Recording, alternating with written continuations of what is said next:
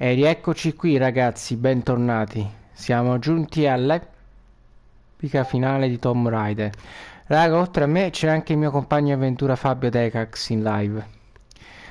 E oltre a tanta altra bella gente come Papa Russi, Mr. Bob, Lady Croft, la sala giochi, il gruppo della G-Club, il Room del Dream, Lo Tiranno, Barganne, la Dea della Notte, il Dottor Puccio, Inoi, X Morte, Kreis e Jenny, Deus Panzer. Ok. Adesso qua ci troviamo nel santuario, dove qui dovremo... Dovevo farlo. Lara non mi ha dato scelta. Non ha abbastanza pelo sullo stomaco e avrebbe rovinato tutti i miei piani. Lei non è fatta per queste cose, non sa pensare in grande. E questa scoperta deve essere solo mia. Ho passato il segno. Ci sarà da sudare, quindi mi dispiace per lei, ma non potrà lasciare l'isola. Nessuno potrà farlo. Per quanto riguarda Sam, beh, renderà questa storia ancora più stuzzicante. Con Mattias e i suoi solari non si può ragionare, perciò dovrò tagliare la corda appena il rituale sarà completato. Già mi vedo. L'unico superstite accolto dalle massime autorità, circondato dalle telecamere e con un'espressione di circostanza a metà tra gioia e dolore. Già.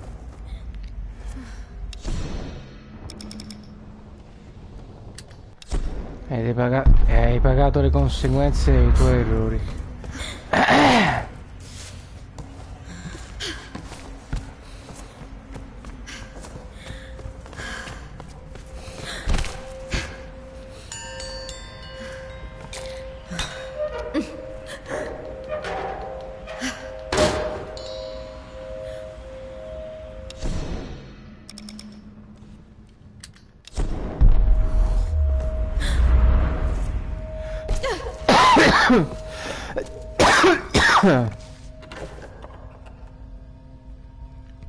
Ho visto manufatti simili allo scavo di Ban Chiang in Thailandia. Come ha fatto ad arrivare fino a Yamatai?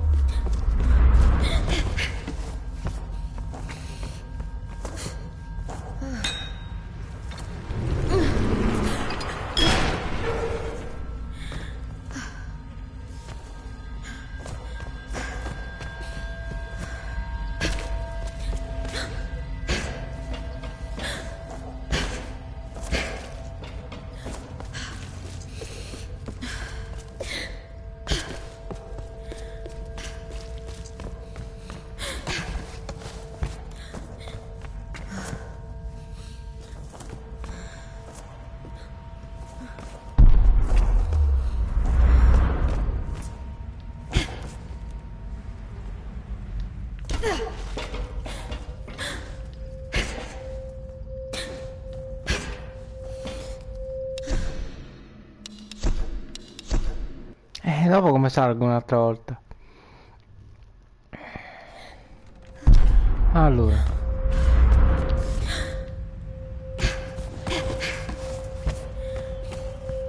Tanto qua sta già tutto sbloccato.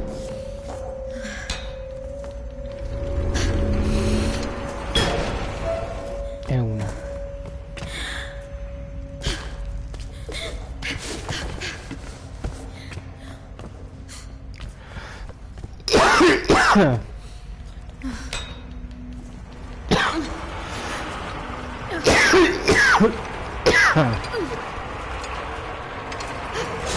E due.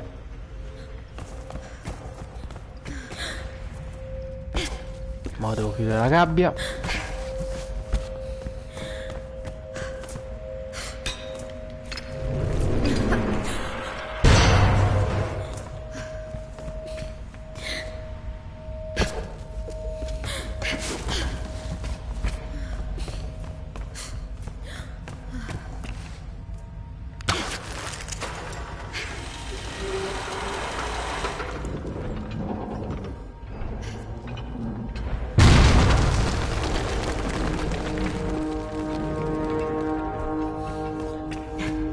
Devo trovare il modo di arrivare lassù.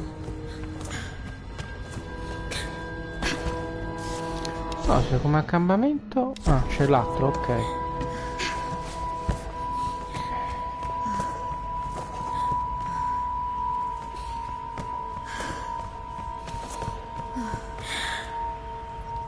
Ah, troppo lontano.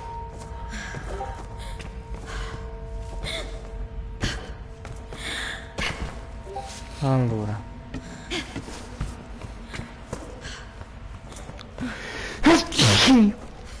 Saluta a me.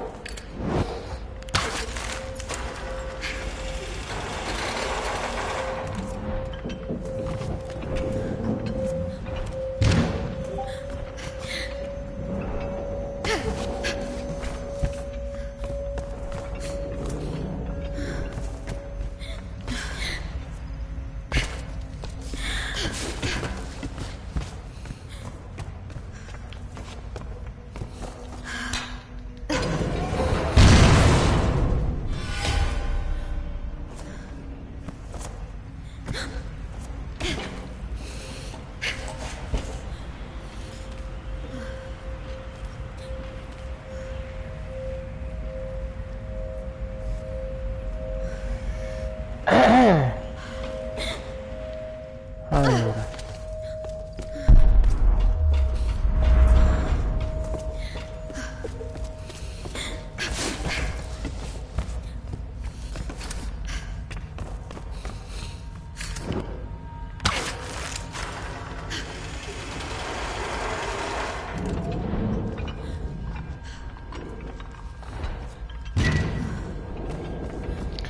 Devo salire di qua.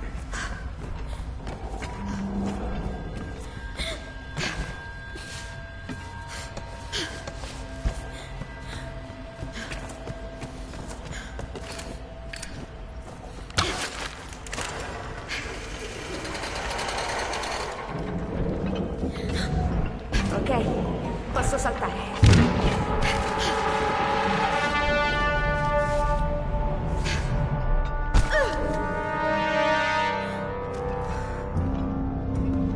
Le regine del sole. La prova in cui la regina sceglie la sua erede. La sacerdotessa prescelta entra nel monastero. Riceve il potere e diventa la nuova regina. L'anima per questo. Per la prima e ultima regina resta un'anima sospesa in un corpo deperito. Ricettacoli. Non ereditano il potere. Ricevono un'anima. Queste regine erano... Eri tu, Imiko. La prima e ultima. Oddio. E la prossima è Sam. Ma lei non l'avrai. Sì. Un ricettacolo per l'anima della regina. Devo fermare questa follia.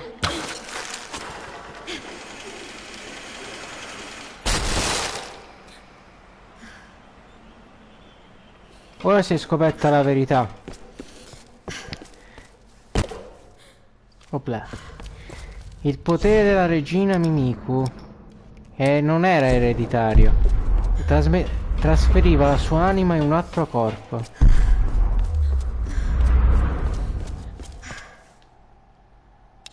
Non posso che andare incontro al mio destino. Stanotte salirò le scale che conducono al seggio del sole. Ma non completerò il rito.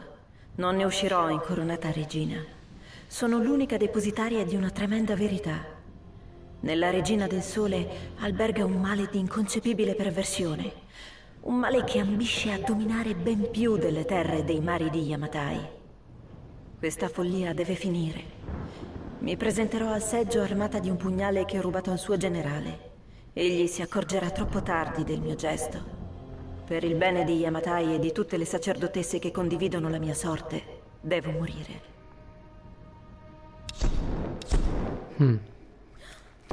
Alla fine lei si è dovuta togliersi la vita. E allo stesso tempo ha evitato il compimento della profezia. Alla fine l'anima di Miku non solo è rimasta imprigionata nel corpo, Ha scatenato la tempesta e uccide tutti gli abitanti con il tempo.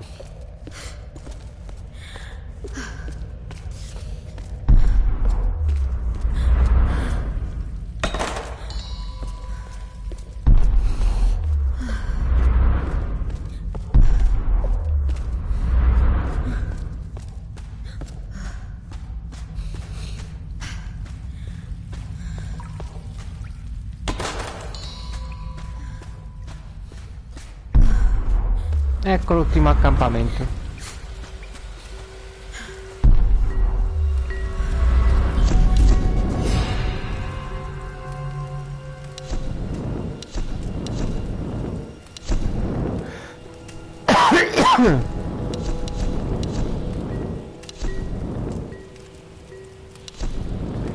Completato.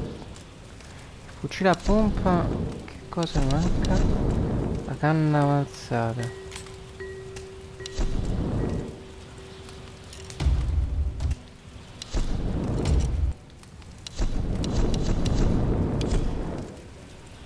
Mo' è con me.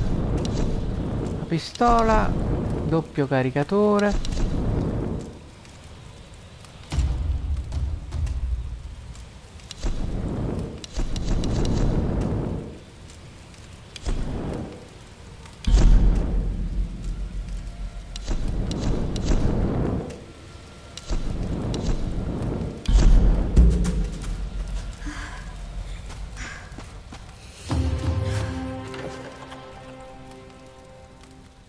Un vaso di porcellana Satsuma. Credo di epoca Edo.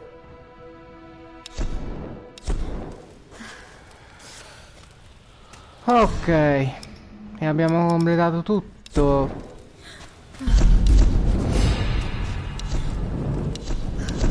Allora. Completato, completato, completato, completato, completato, completato, completato, completato, completato, completato, completato, completato, completato. Abbiamo completato tutto.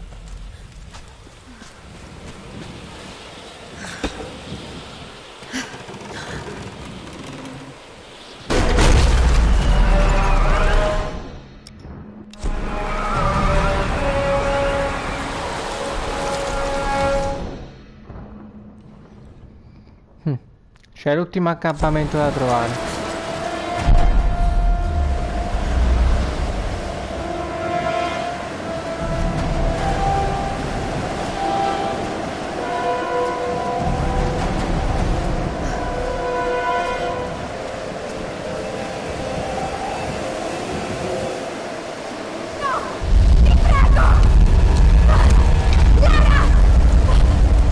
Perché lo fai, Mattias?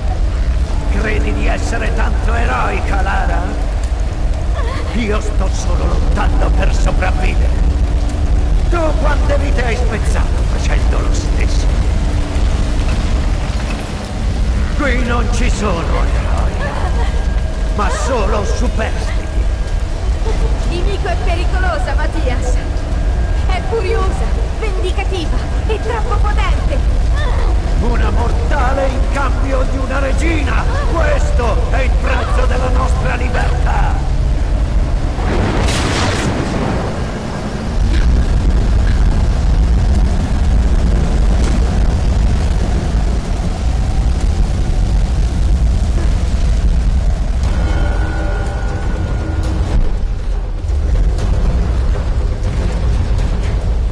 Posso portarti tra le fiamme.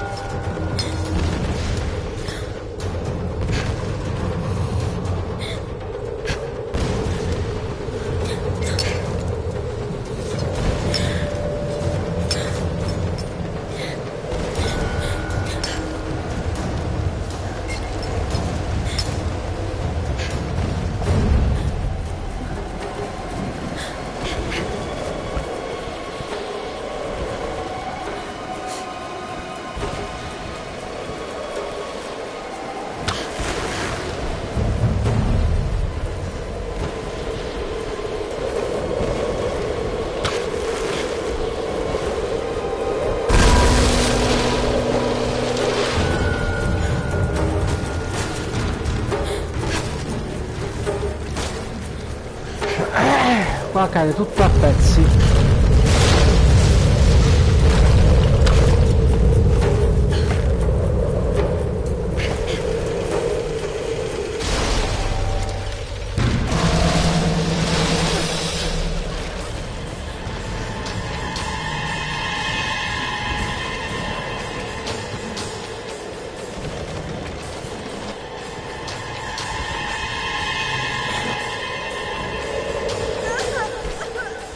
E mi sono buttato giù come uno stoccafisso.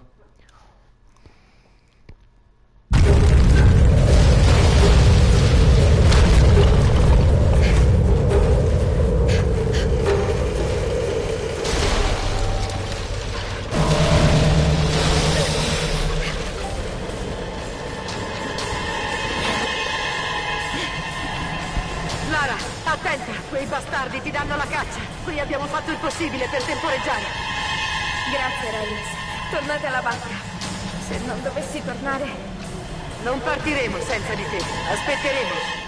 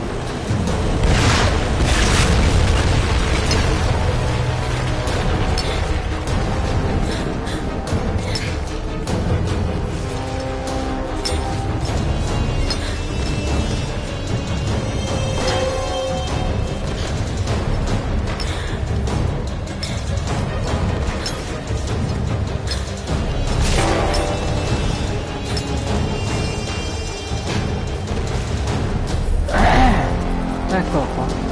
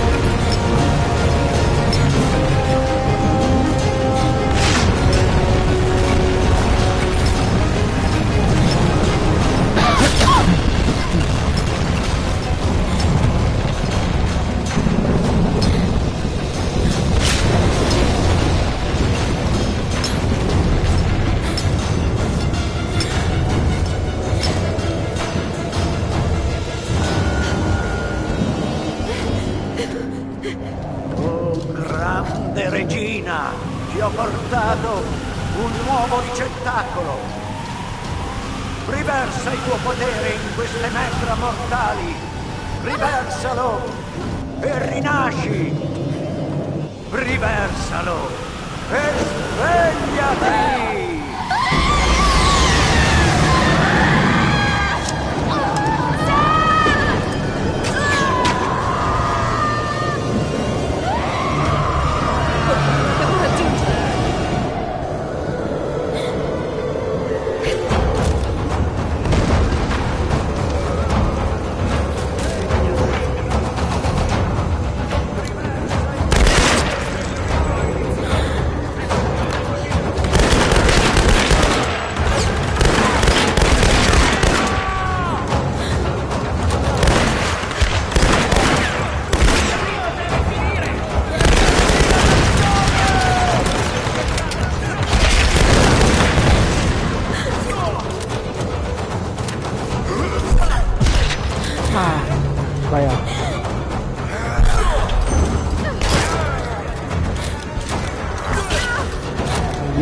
Forza, forza. Ah. Bene, l'abbiamo accoppata.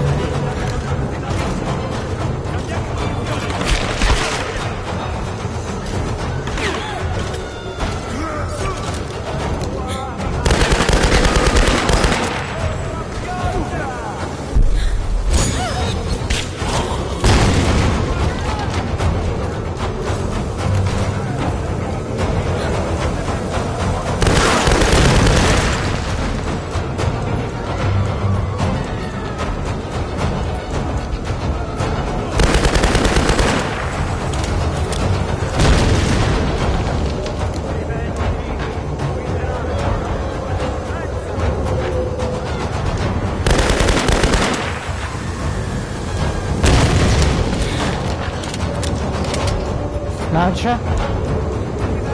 Sta un obiettivo da sbloccare.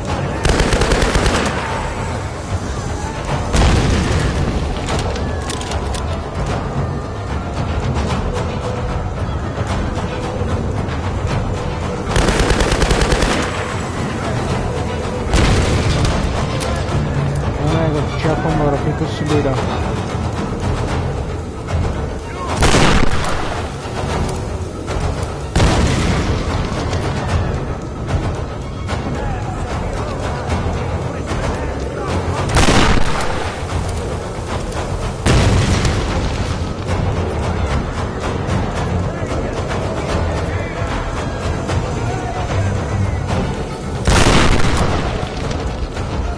Ah, ce l'ho fatta.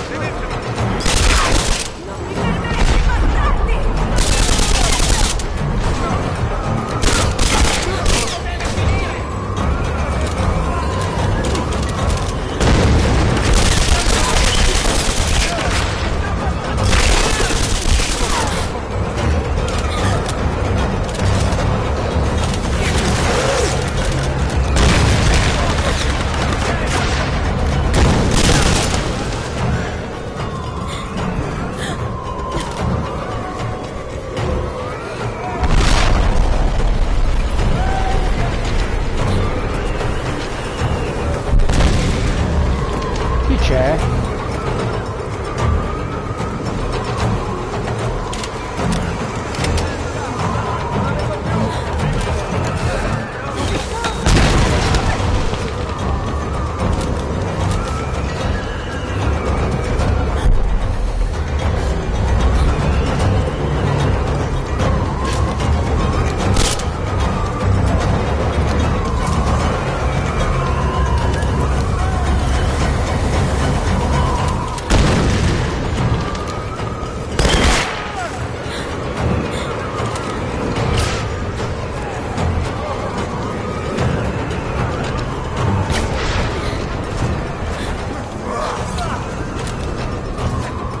Forza?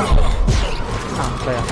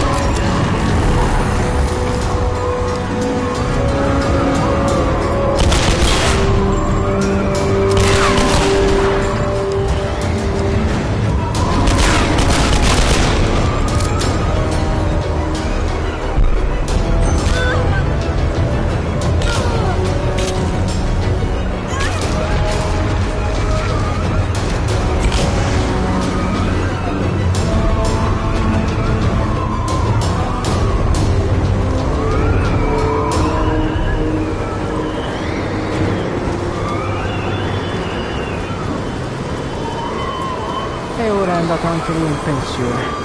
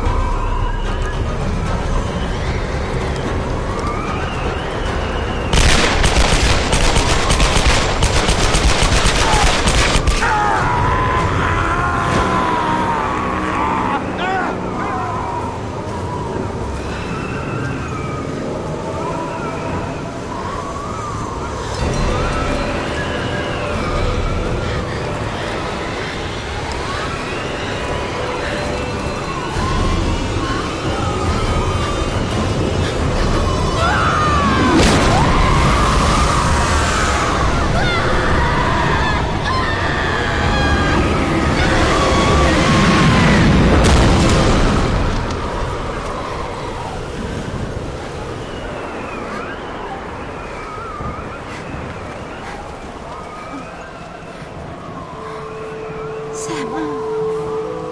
Oh, Sam. Grazie al cielo. Oh. Lara. Cos'è successo?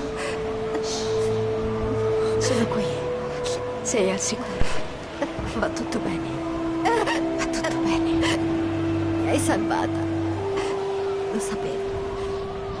Te l'avevo promesso. Torniamo a casa.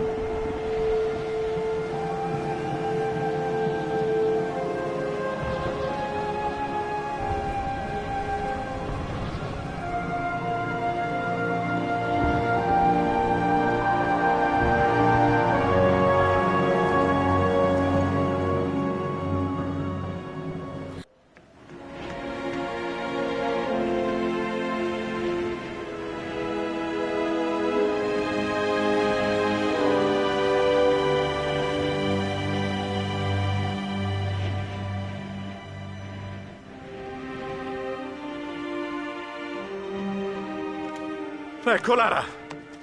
Insieme a Sam. Ce l'ha fatta.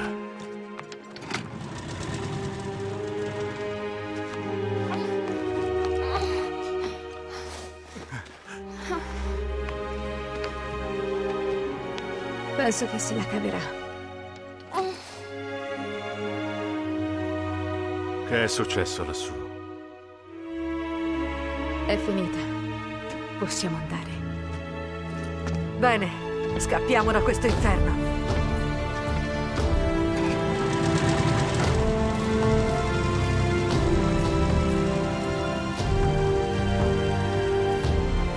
Sono stata ingenua, stupida. Per anni ho odiato mio padre, dubitando di lui come tutti gli altri. Invece aveva ragione su molte cose. Magari potessi dirglielo. Ci sono così tanti misteri che un tempo avrei liquidato come semplici storielle, ma la linea fra i miti e la verità è sottile e indistinta. Mi servono risposte. Voglio capire.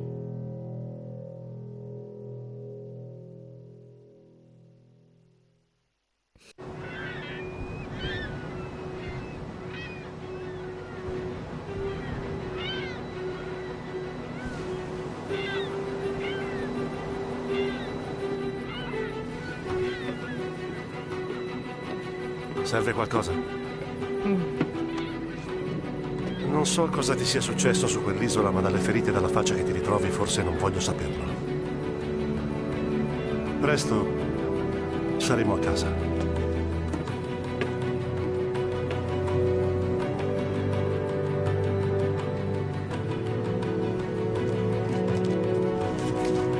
Non tornerò a casa.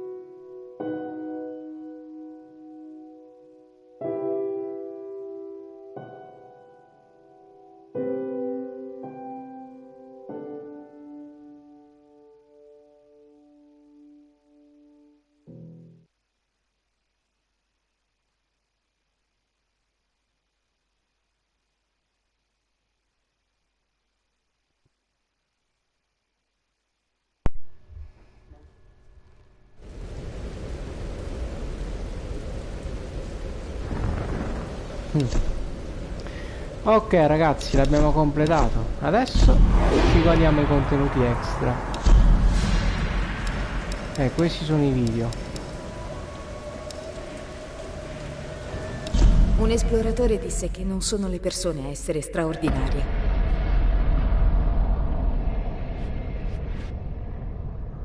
ma le loro opere.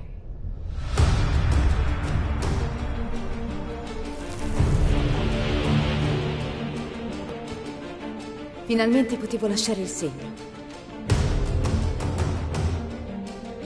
Partire all'avventura. Ma fu l'avventura a trovare me.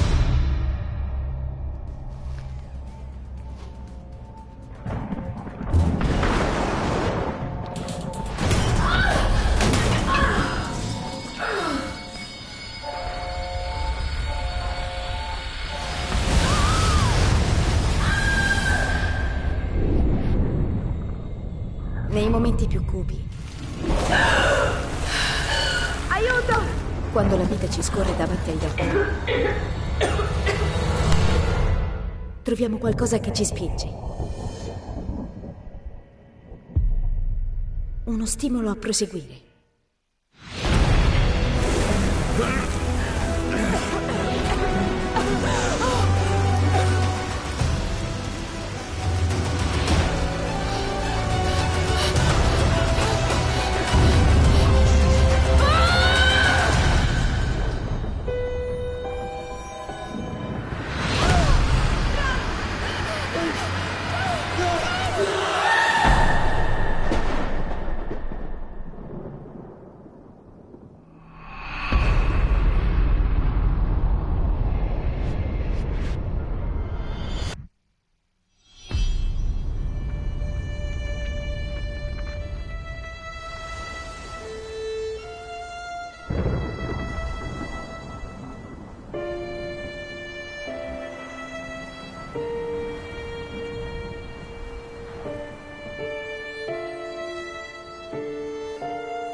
Quando tutto sembrava perduto, trovai una verità.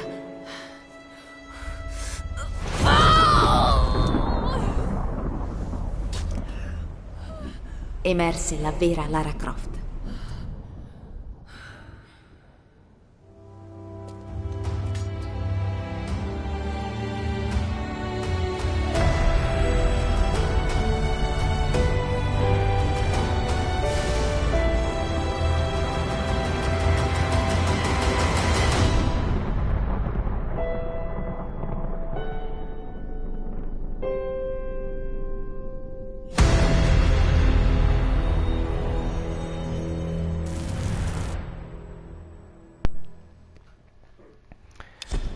Ok, questo è...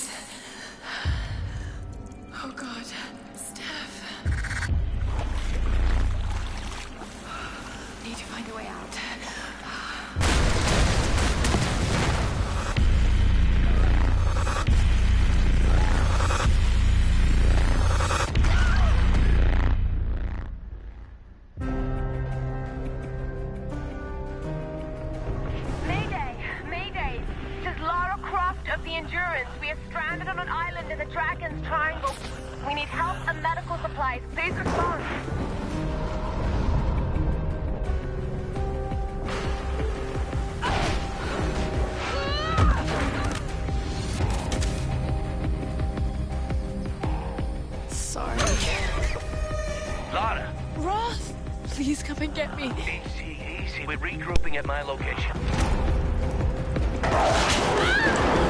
Get the hell off me! With Some of the others wanted to go further inland. After that, I never saw any of them again. Laura, you're alive! Hey! Get off of me! Let go of her! We waited so long. Sam! Laura! He took her. He took Sam. Who took Sam? A man, like the one who killed Steph. Get back!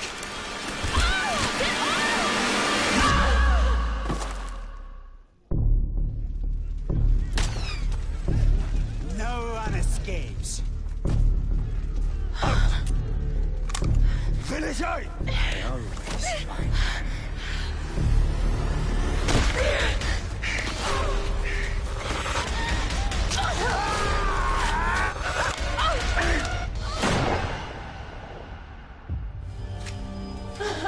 You can do it, Laura.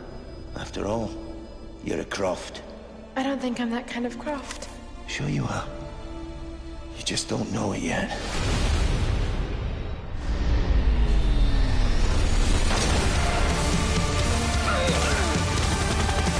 kill them all!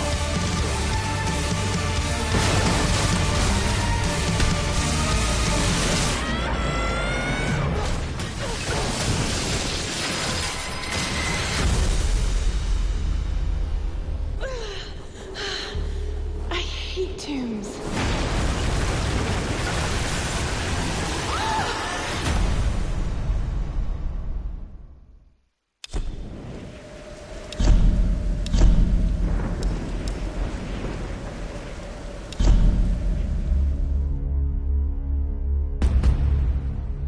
Hey everybody, Zachary Levi here, just outside of San Francisco, California, at world-class development studio Crystal Dynamics, whose current project is the reimagining of the Tomb Raider franchise.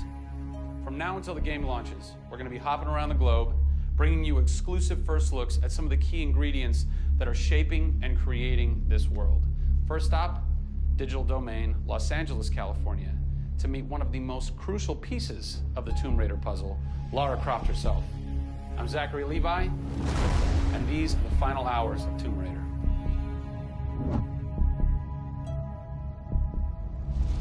Digital Domain.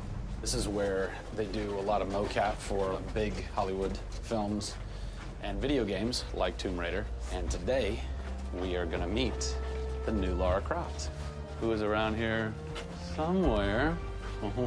Teaser! And this is where the magic happens. I think that might be the new Lara Croft. That's the new Lara Croft.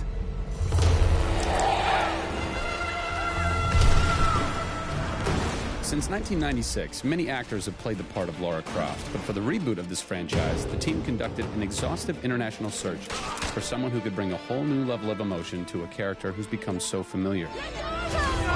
In late 2010, a young English-born actress was chosen to become one of the most recognizable characters in video games. My name is Camilla Luddington. I'm a British actress living in Los Angeles. I am the voice and character of Lara Croft, the British heroine.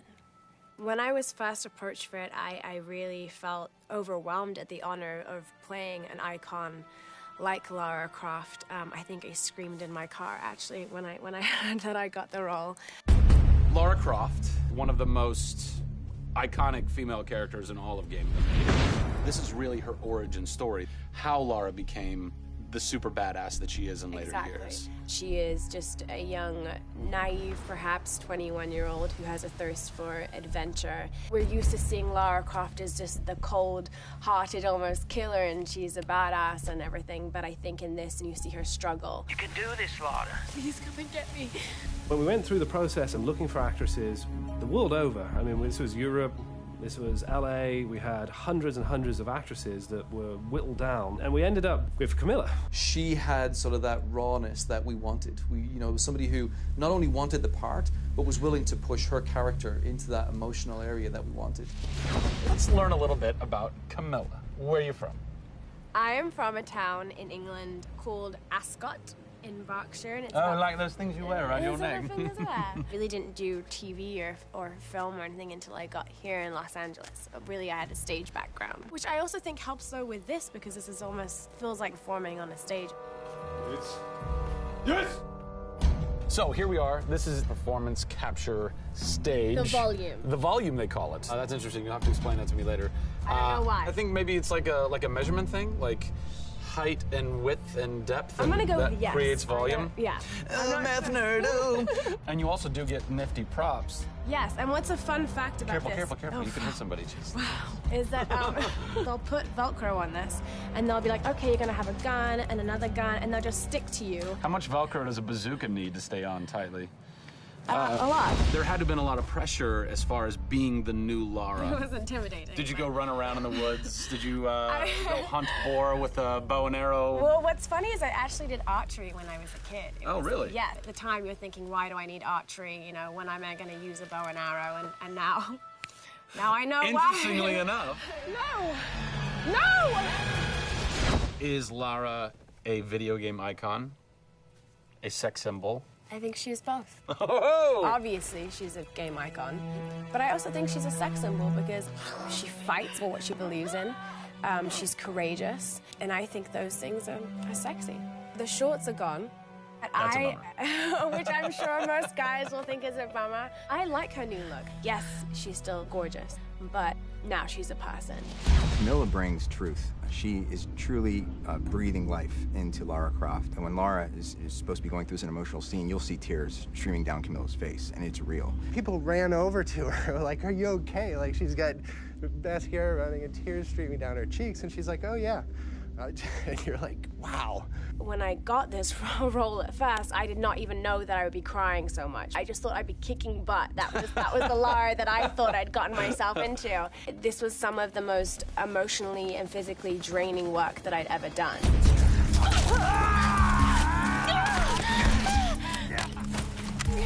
This is the very first time I get to see this.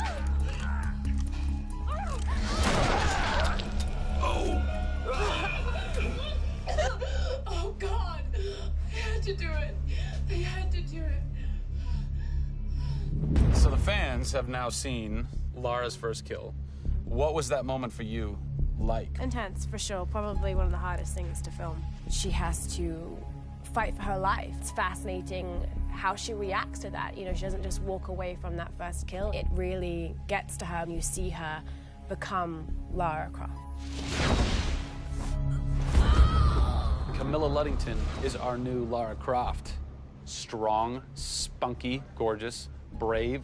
How did she get so brave? Excellent question. We're going to cover that in our next installment when we sit down with the writers who crafted the origin story of Lara Croft. Don't miss it.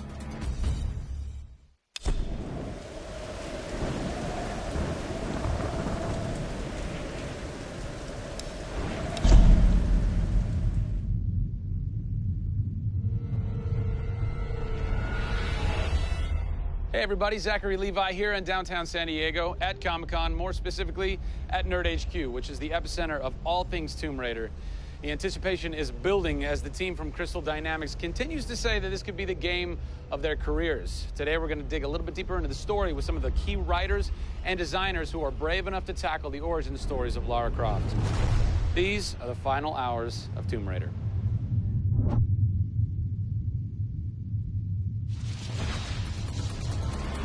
We're in downtown San Diego. We're at Nerd HQ. Fans, the public, will get to play the game for the first time ever. Are you nervous? This is the most nervous time of the entire game. This is huge for us. This is the first time we're giving anybody the opportunity to put their hands on the game. It's not finished yet. It's hard to send it out into the world like that. It's a little young. It's a little fresh. When you put it in the public's hands, you're getting a very raw, unfiltered, like, hey, this is what we love and this is what we don't. You'll start to read about it now. You'll start to see it online. You'll start to get people's perspectives. We're making sure that we make it the best thing that we can for the fans, and these are the fans. Why make an origin story? You could just kind of continue with the Lara Croft Tomb Raider saga, but you didn't. Why? We didn't start with the idea of doing an origin story, actually. We started with the idea of doing something fresh. There haven't been very many games that have the opportunity to go back and tell the true origin story. There is very few games like this. In the history of the Tomb Raider franchise, there has not been a female lead writer until now, Brianna Pratchett. For me, I didn't think of it like we needed a female writer to do that. Brianna just nailed it. Brianna Pratchett. Yep. Does it take a woman to know a woman? It probably helps, but I don't kind of think about it as much as everyone else does. So I tend to think of myself as being a writer first. There is some of me in her, absolutely. She's very bookish, she's very in her head. I went to public school, I actually learned archery. Camilla did as well, I heard. We bring up our ladies properly. And I genuinely studied Egyptology. I wanted to be an Egyptologist. No way.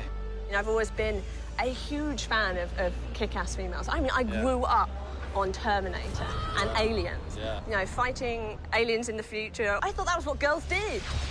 It's great to be here at Comic-Con. This is my first time. People are really responding to this kind of new Lara.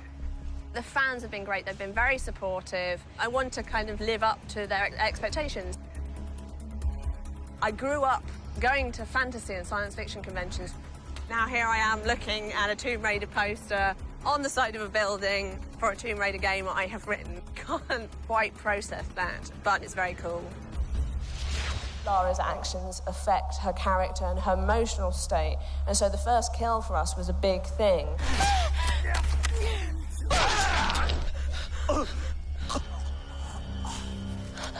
It's not comfortable to watch, and it shouldn't be. Oh, God! And it is about picking yourself up, despite the fact that you're scared. You can't have bravery without fear. In video games, you're kind of tweaking all the way down to delivery. Yeah. Blessing or curse. Games development can be quite harsh on narrative. You know, you can lose levels or characters. You have to be amazingly flexible. When is the script finally finished?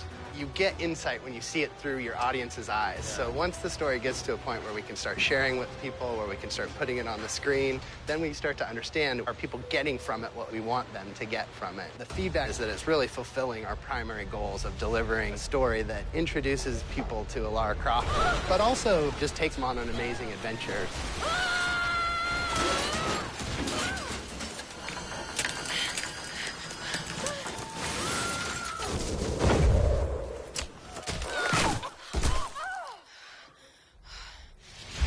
John Stafford, you're kind of the dialogue typist, word monkey. The words that you've been speaking for so long. Yes. Are from this everything man. that I've been through that's been extremely emotionally draining and painful, I have him to blame for. So we'll have words later about it. What were the challenges stepping into the heart and mind of a character like Lara Croft, who we've known for quite some time? Yes. Players' expectation is... You want to just jump right in, guns blazing? Controller, I'm awesome. I'm awesome. We want that. That's what video games basically allow gamers right? to feel. I am awesome.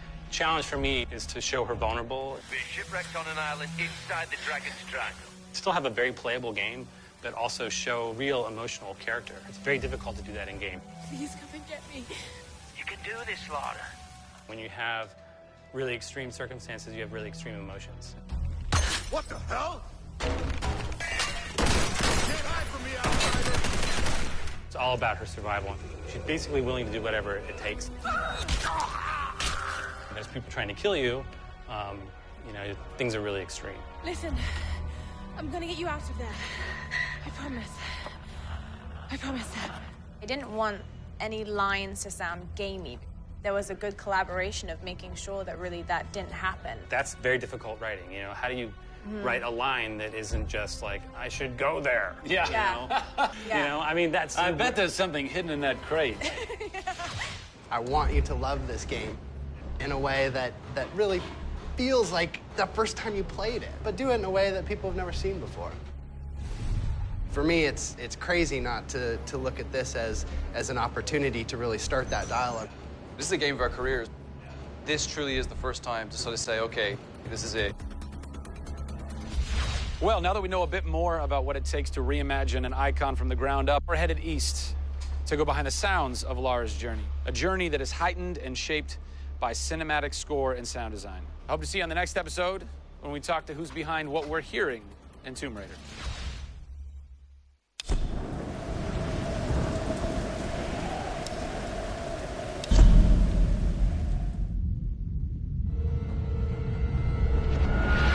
Hey everybody, Zachary Levi here in the heart of London's famous West End. Behind me is BAFTA, the British Academy for Film and Television Arts. Why are we here? Excellent question. For starters, Tomb Raider, the series, has garnered a lot of love and accolade from BAFTA over the years. Some of the key players on Crystal's dev team are BAFTA LA members.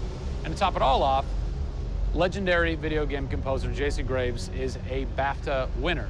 We're going to catch up with him in just a bit, but first, a little trip to Raleigh, North Carolina, where we go behind the scenes at Jason's recording studio.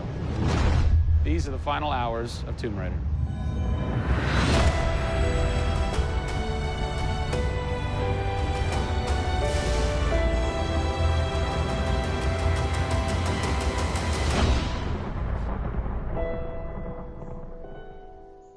First thing we did was the theme. There have been many composers in the games or the films, but they've always used the original theme. They said, we want to start with a clean slate, a new theme.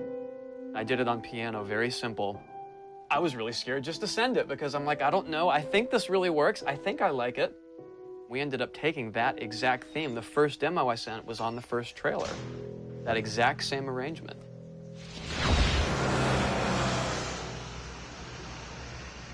So, Jason, currently you're working on this reimagining of Tomb Raider. When you're taking on a new project, what are the things that attract you to that project? The heritage of a particular game, I think, obviously. And don't even get me started on Tomb Raider. I literally almost drove off the road. I was on the phone with the audio director. Like, oh, stoplight! And I had to pull over a little bit to not hit the car behind me. What I loved about Tomb Raider, what really drew me to the project was they had no pre-existing conditions. Because they wanted to get out of what it used to be. They wanted something new. They wanted something fresh. Jason's done hundreds of games at this point. He was an easy choice for us to go with on paper because he has such great experience. I listened through a lot of different material from a lot of different composers. I was really taken by how well he did the intimate stuff.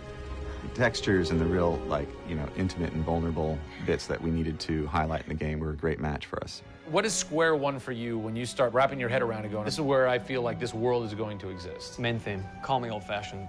Then it was a matter of finding out what kind of percussion would work. And always going back to the melody and the theme, because that's kind of the heart of the game. The most signature thing that we need to get right is Lara's theme. One of our big goals was that it can be used in any emotional context. What does it sound like? High action.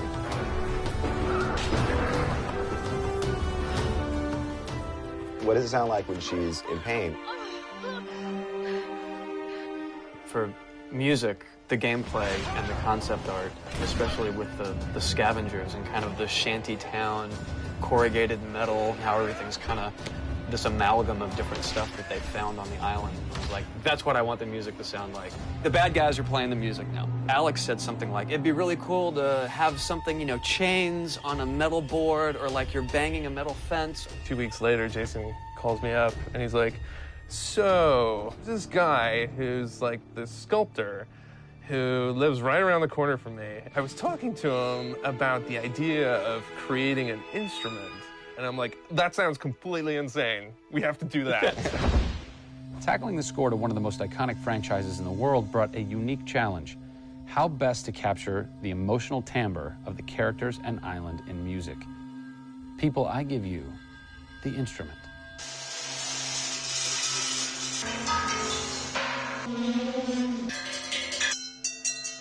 The instrument. I was going to let Matt determine the aesthetics. I was really only concerned about the sounds that the sculpture was going to make. Matt built this, which looks pretty much exactly like Laura's original homemade bow in the game. There's different timbres based on different materials, metal, glass. It's a direct line from the plot, the characters, the story, the environment, straight to the sculpture. We always wanted the island to have that character in itself. Creating an instrument gave it this unique identity. It's got a voice. Yeah. The very beginning of the game is nothing but the instrument.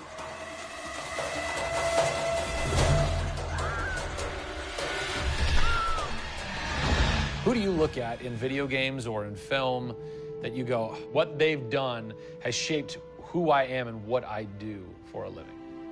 They're all dead, unfortunately. What? Yeah, I know. It's classical composers.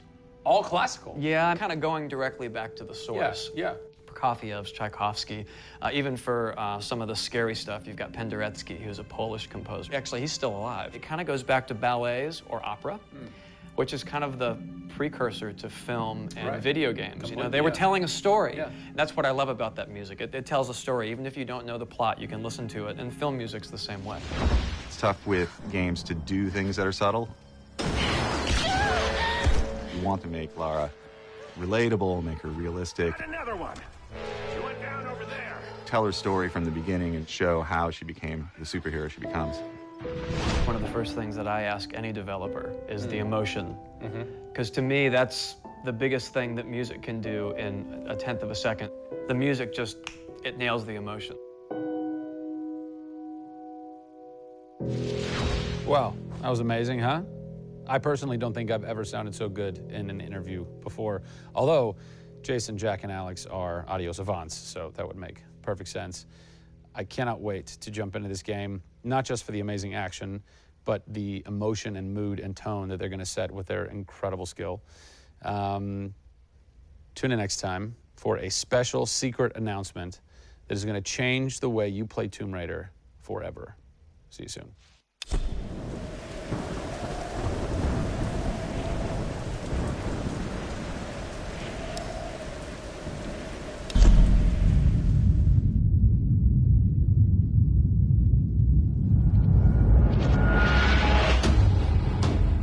Hey everybody, Zachary Levi here.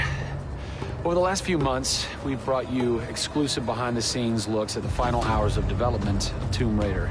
You've seen Camilla recording her last few lines, Rihanna musing her last few words, and Jason completing the last few notes of the score. As those key pieces lock into place, it's time to reveal one of the last portions of the game, and a team that's been shrouded in secrecy for 2 years.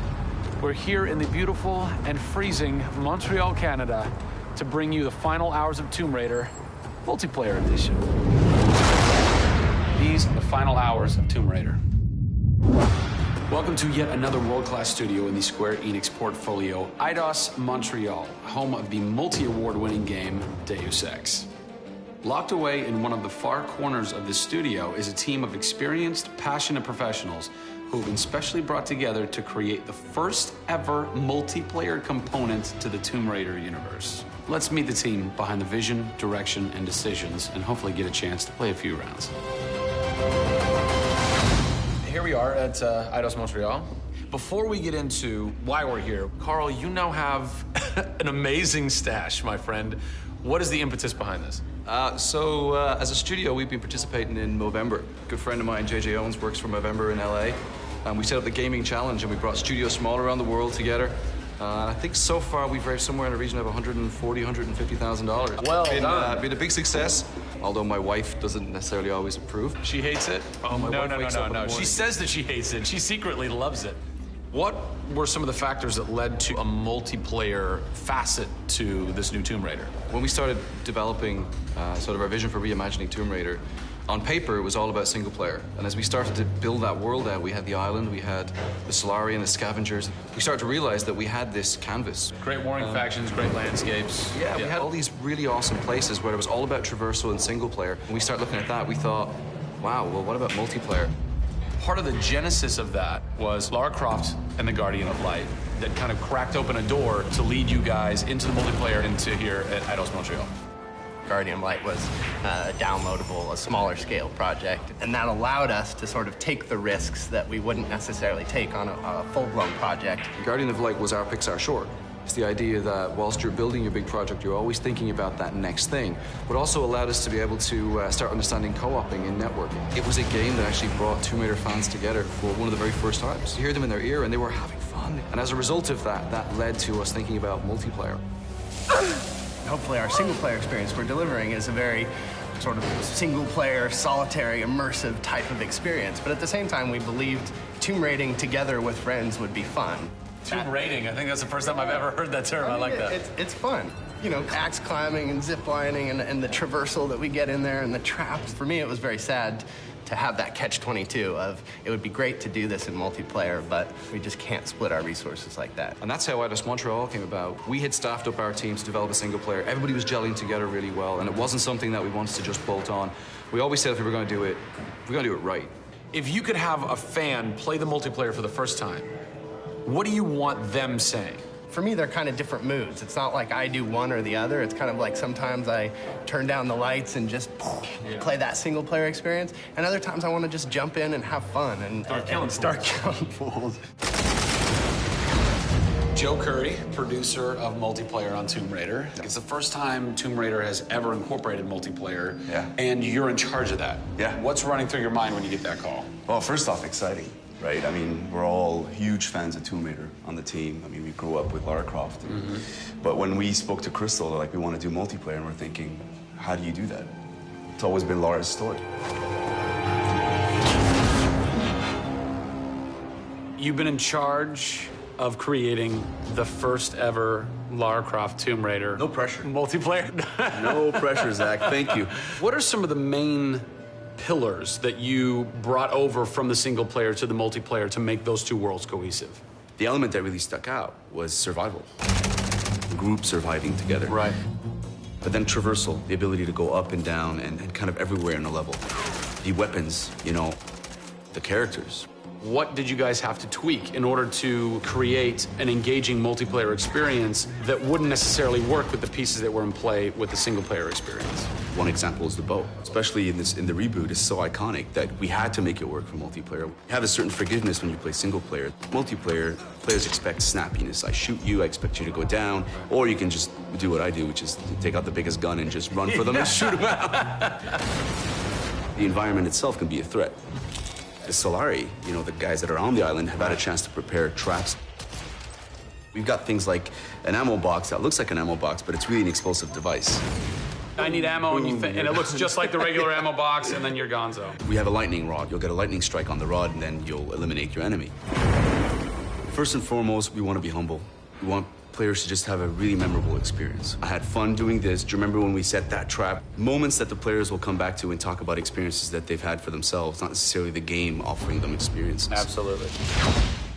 So, Joe, behind us we have the QA team, or the quality assurance team. They're a part of the development team. They can tell us what we need to fix and what's working and what's not.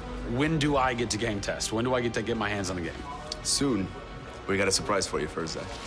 So, when I was approached to host the final hours of Tomb Raider, essentially the biggest ask, not even ask, tell that I had was, I want to be in the game. I want to have a cameo, I want to have something. So guess what? Boom! Boom! Boom! I'm a playable character in the multiplayer Tomb Raider. How sick is that, Joe? You and your team are awesome. I can play with myself, virtually. Are we ready? Oh, that burns. You suck. Get those transmitters running. Radio transmitter activated. We're getting off this damn island? We send this thing. Beautiful. I would like to try and kick your butt as me in this map right now. Should we try it? All right. Bring it. Let's do it. It's happening right now. Oh, nice! Was that one of my traps? That was one of your traps. Yeah! These movie traps are really fun. I mean, they're really, really fun. Yeah! Don't worry about it. Just because you made the game and I beat him.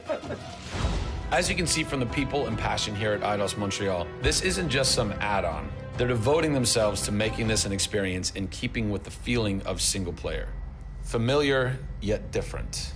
Coming up in the final 2 episodes of our series, we go back to the home of Lara Croft. They're taking Tomb Raider to the finish line, and we'll be there for it.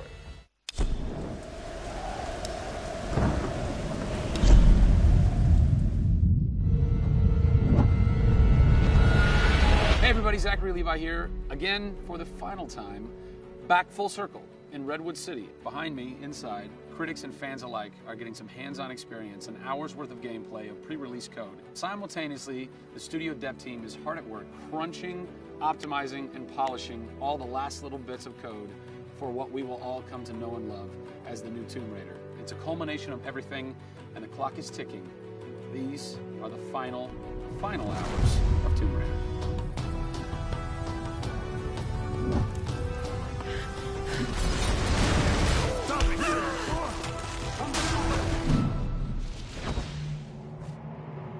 Tonight tonight we have a large audience coming in. We decided that rather than going to one of our partners and just doing a live stream, we decided, you come to us. We have a big area in the studio, and let's open it up. Have you ever done anything like this before? No, we've never done it, because right now we've got black curtains up around a specific area of the studio, which is our next big thing. Only a select few people have been allowed to come in, and everybody's heavily NDA'd, and now we're going to bring 80 plus people into the studio. But it's exciting, to bring those type of people into the studio. They're the fans. They're the people who love it. And we want people to be a part of their experience.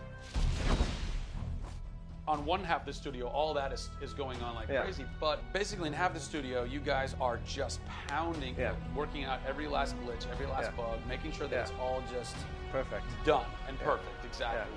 For your certs on Friday. Yeah. What happens when a game fails, sir?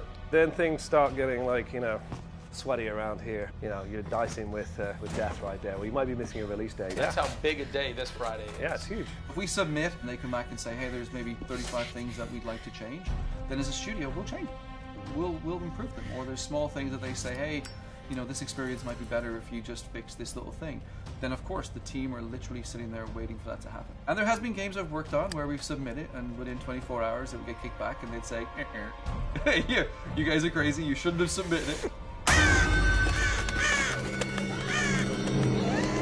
So there are 80 people in the office right now. You're 4.5 days away from delivering this thing, and they're strewn about. What are they all doing? So we have guys working out of very prioritized hit lists, right? So we say, okay, this is the most egregious thing that we've noticed lately. We'd like for you to focus in on it. What are you guys debugging here? Looking at some menu transitions. Oh yeah, we want to make sure everything feels snappy all the time. Menu transitions. If I had a nickel for every time. One of the toughest things with Lara as a character is her hair.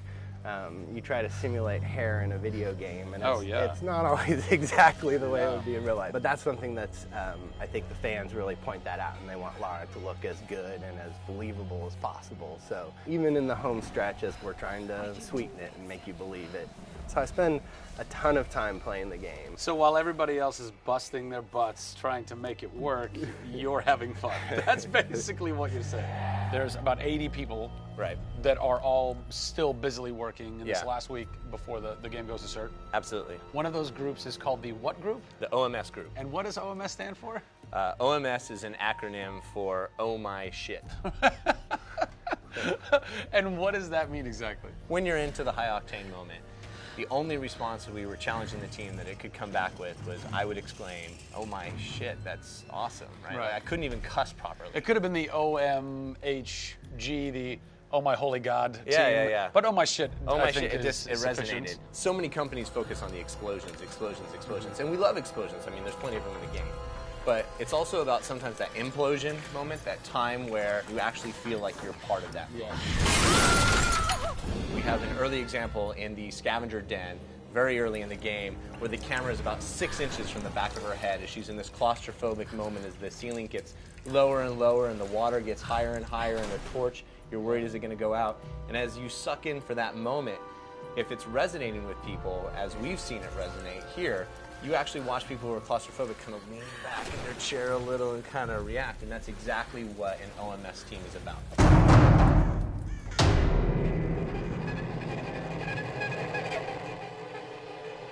You feel confident that in 4 days, in 4.5 days, this thing is like ready to ship and ready to rock and gonna blow people's minds? How about we look at that? I got a board that'll tell us. Oh yeah, where's your board? Right over here. I'm a stats guy, right? Okay. Like, it's got to be like the McNamara version of reality, right? So, and getting things done, like it's very NORAD-like with the update on where we are with bug count. So we have the number of days that we want to count down for, the priorities of what people are given against, and then an overview of how many things are remaining to be resolved per person. Carrie's got her work cut out for her. Come on, Carrie.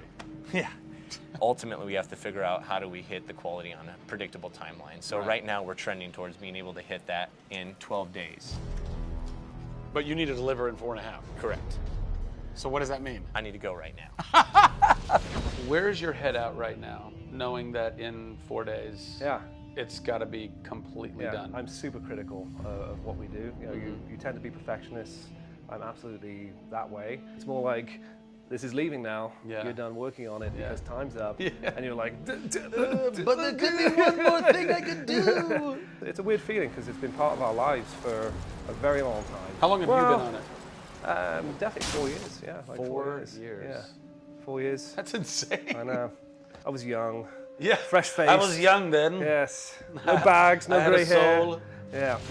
It's been a roller coaster ride, and during that time we've been around the world, we've gone to shows, we've shown press, we've given hands-on, we've had community events, we've been in San Diego with you at Nerd Machine.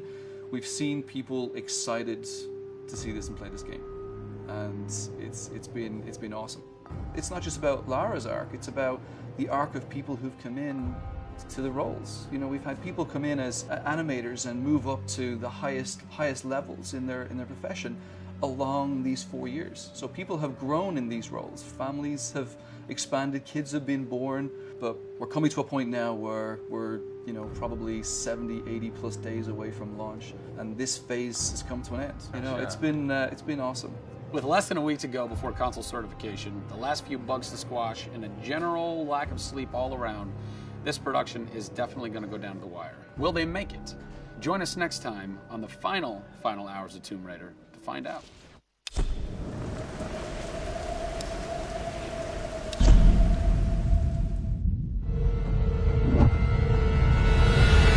Over the last few months, we've followed the very talented Tomb Raider team through some of the most ambitious and innovative game development the industry has ever seen.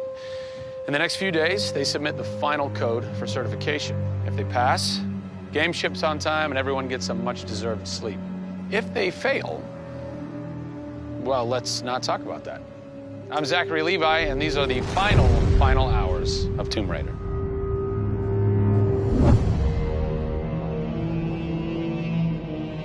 We've been around for 20 years at this point. Oh, wow. In this industry, that's crazy. Yeah. 20 years of games, and many times we've almost not made it, right? Through generation transitions, or you've had ups and downs in terms of games being released. And for us to still be here, making games and being competitive, it's amazing. Is this pretty typical for you guys to be in the last week and really all you've got left are these little bugs to do? Maybe it's a few hundred still left to go. The team's cranking them out. You know, you're play testing it a lot. You're getting QA, quality assurance, to make sure it's clean. You know, stuff's coming in still, as in like, hey, this crazy thing happened here. And simultaneously, IDOS Montreal is doing what you're doing, just with the multiplayer at the same time, because the multiplayer and the single player are being delivered at the same time. Yeah, so it's a big on team. Friday. Everybody's got to come together at the same time, at the same moment, and put pencils down and say they're done. Pencils down. Done. See. We're submitting in 4 days. Let me tell you now, we've had to move Brian Horton. He was art director. He moved over to my department in Brand about a month ago. There was a morning that he woke up and they went, "You've created a beautiful world. Now step aside." So my job is I'm working with a very talented team in the brand to make sure our screenshots are good, to make sure we have covers for magazines, posters, to make sure we have posters. Right. There's a lot of materials, just like in a film. Yeah. Where when a film's done and in the can, you have to sell it to people. You have to let them know what's cool about it. Listen, I'm coming to get you. I'm going to get you out of there. I promise, Sam. What's been great about this over the course of the entire process, you traveling around with us, is that we've been able to bring you the final hours of each of the pieces. Yeah. We've spent probably the last 6 months watching how the music's come to an end and the voice acting has to be done. So each of our episodes up until now has really shown a side of the final hours of that particular person's role in the game. And now everything's come to a head where we're submitting the game this week. The guys are tirelessly working. You know, the guys have literally, at some cases, slept in the studio. Okay, so launch day, let's say you were at March 5th now. Where are you? What are you doing? I'm probably in bed trying to get 12 hours sleep. Because more than likely I would have been at some midnight opening the night before up till very late celebrating. So I'm probably at this time of the day, I'm probably in bed. I think a lot of us won't even know what to do with ourselves. You get so heads down in something, and it's been a part of our lives for years now. And you sort of get to that point where waking up in the morning, you're thinking about the game, and going to bed at night, you're thinking about the game. I'll try to sneak a little time here over the holidays, but then, you know, wait till the dust settles and we really get this in the hands of the consumers before I can really relax, I think. Even though I've played the game so many times, I cannot wait to take the cellophane off that game. Yeah. pop it in. Yeah. It's the a retail. ritual, yeah. It's the retail copy. Yeah. And there's something special about that printed disc, putting it into the system, and you're like, this is the same game that I worked on for 3 years plus, and everyone else can have the same experience that I'm going to have right now. Yeah. Of all the taglines, whether they're actual dialogue in the game or marketing lines or whatever, something that would sum up your experience over the last 4 years is a survivor is born. Yeah. A survivor is born in you, a survivor is born in Crystal Dynamics. Yeah. We just wanted to be known as doing top-tier work. There's games I look at and say, I wish I worked on that game. Yeah. Right? Yeah. And I wanted Crystal to be that. And I think that with this one, we're going to do it. Yeah, anybody can make an explosion look beautiful and make a world look phenomenal, but we now move into a period of time where it's about having a connection with something which is much deeper than just saying I have a controller in my hand and I'm guiding a character around and fighting or solving puzzles. There's a depth in the story that we're trying to tell, which hopefully for us is going to be able to set that structure for the future. Hopefully we've taken the risk and we've been shouting so loud about this that we're actually carving what should be done. Oh, don't do this to me, you northern bastard. Are you excited? You nervous? I'm both excited and nervous, you know, because we've been masters of our own destiny up until this point, and now we're going to continue that right through to launch. And what's great is that from the very first presentation I gave with Daryl about here's the vision of the game, all the way through to the very first game sitting on a shelf on March 5th, we've been there for the ride. We've been on that journey. And then all of a sudden you reach March 5th and you're no longer there's millions of copies of your game out there. And they're in people's hands, and you're thinking, like, how are they playing it? Are they having fun? What are they saying? What are they going to do? As soon as they put the controller down, what's the next thing for them? Do they want to tell people? What do you want their response to be? I hope those people see that the story we've built and the foundation we've built is one that will last a long time. Doing something that's special is just incredibly tough, no matter what it is. You've got to really want it. You have to be passionate. You have to care about it. Everybody realizes that this is the game of their career, and everybody wants to put as much time and energy into this as possible. We have a studio full of passionate people who have put their lives into making this thing happen. This is not just a game that we're just going to ship on March 5th and people will go, great, I've got another game to my credits. This is one where the team are going to look back and go, that was a journey. It's been an honor to be able to work on Tomb Raider, and long may it continue. I see this getting bigger and better over the next few years.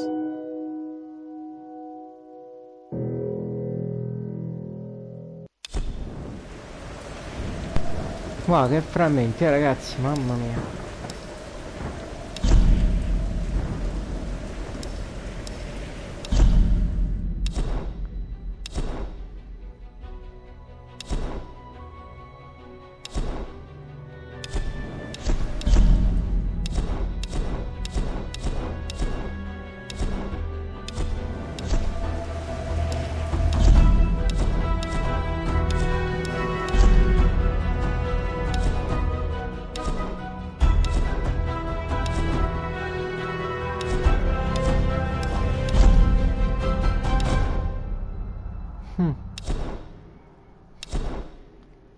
Le principali idee. Personaggio scartato, penso.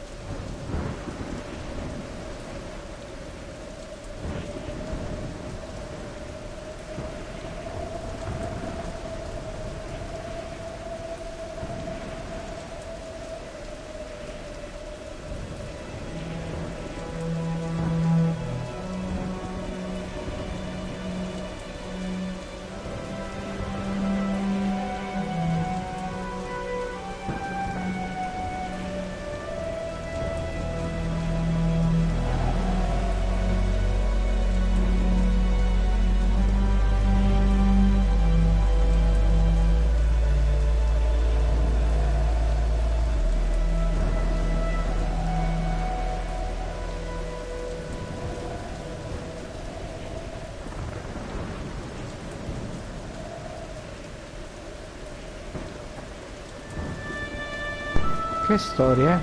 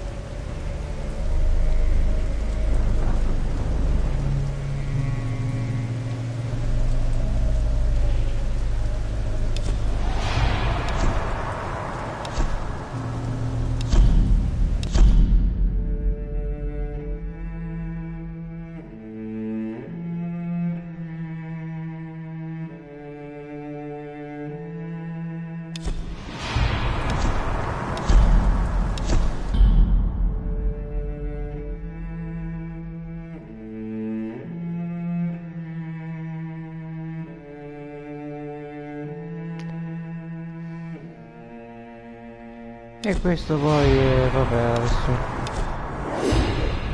Ok. E questa invece ragazzi è la multigiocatore. Qua si possono scegliere i personaggi. Pescatore.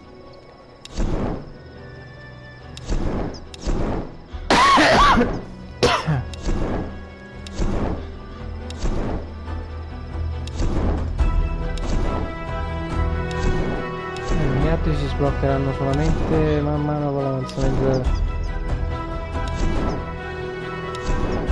E qua stanno. Mamma.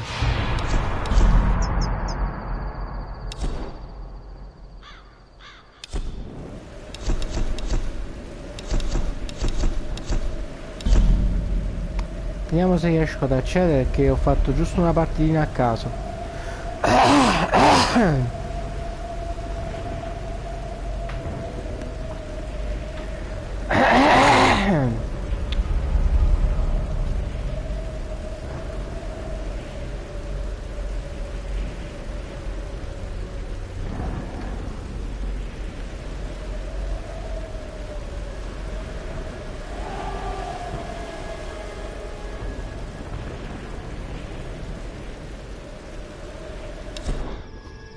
Ah, ok.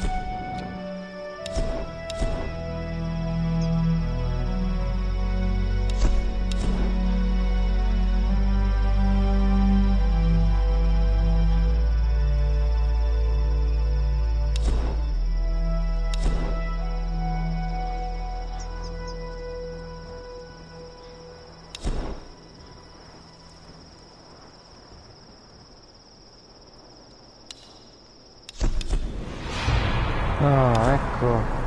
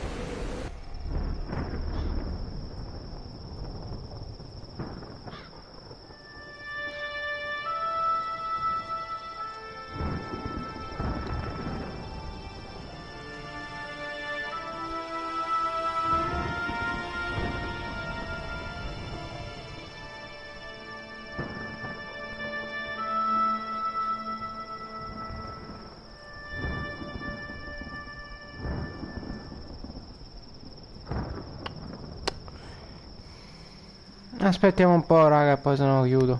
Che come ho detto è stato un caso l'altra volta quando ho chiappato qualcuno.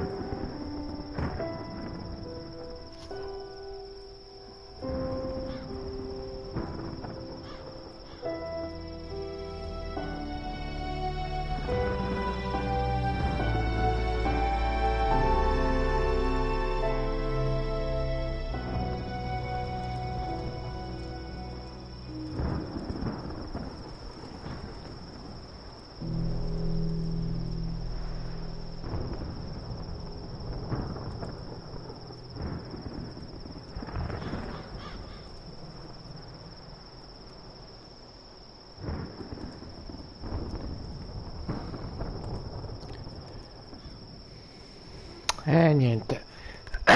Vabbè ragazzi, io mi fermo qua. Spero che questa bella campagna di Tomb Raider vi sia piaciuta. Ci becchiamo domani continuando il retro. Ecco altre avventure. Vi auguro una buona serata. Notte a tutti.